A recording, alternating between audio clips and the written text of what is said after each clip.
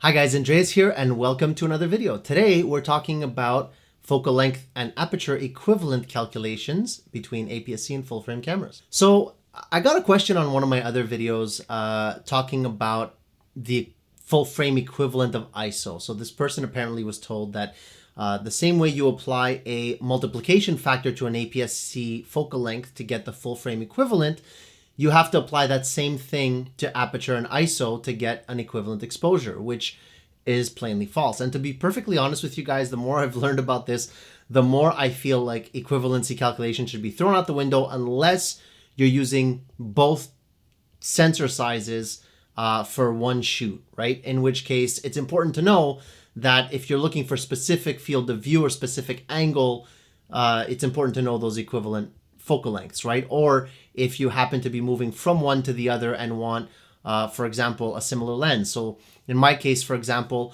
when I was shooting on APS-C primarily, I was a really big fan of the 30mm Sigma just because of the field of view that it gave me. I found it perfect for pretty much anything, right? So I wanted to find something equivalent on full frame, and in reality, the equivalent is 45mm on full frame. That'll give you the same angle of view.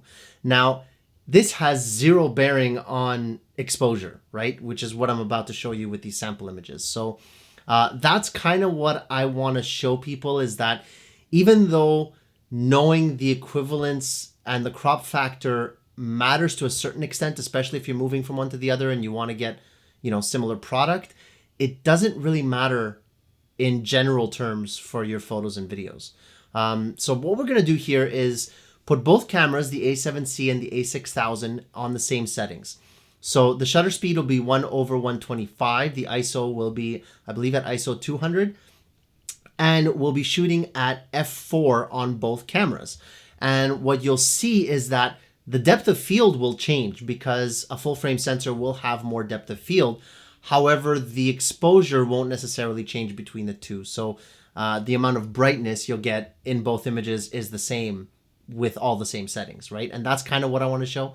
And the other thing that you're going to see in the second set of sample images is I took the Rokinon 35mm f1.8, put it on both cameras so you can see the difference between the two angles of view. And that's where the crop factor calculation comes in, right? So if you slap a 35mm lens on an APS-C camera versus a full frame camera, it'll still be 35mm. It's just that the smaller sensor will show you effectively a cropped in image on that 35mm, right? So a couple of important things to know, and I hope this helps you guys out. So without further ado, let's get into the sample images, and I'll just stop rambling at this point. So let's go. Okay, so this comparison shouldn't take very long at all. This first side-by-side I'm showing you is just to give you a baseline of what the same lens and the same focal length looks like on each camera. So the left is the Samyang 35mm f1.8 on the Sony A7C. So this is what a 35mm lens looks like on a full frame camera. On the right, it's the same exact lens, as you can see, the Samyang 35mm f1.8, this time on the Sony A6000. So it is more cropped in. So despite the fact that it's 35mm on both, the A6000 does look different than the A7C. This is why people talk about crop factor, right? So if you want to have a similar look to the A7C, but on the A6000, that means you would need not a 35mm lens, but something closer to a 23mm lens. So that's where the crop factor does matter. So this next comparison is to show you that despite having the same exposure settings on both cameras, using an equivalent focal length, the exposure isn't different, right?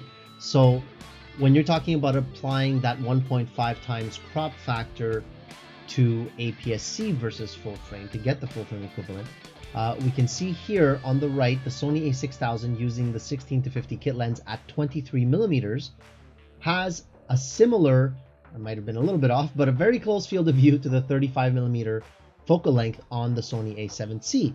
What you'll notice, however, is that both cameras are using the same exposure settings. So 1/125, f4, and ISO 100, and the exposure, i.e. the brightness of both images, is almost identical, if not identical, right? And you can even see in the histogram of both images.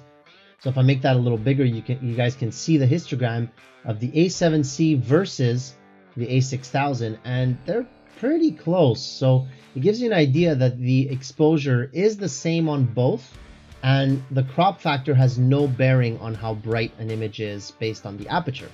What does change, however, is the depth of field. So as you can see, f4 on a full frame sensor does give you more bokeh in the background and more subject separation than f4 on an APS-C lens.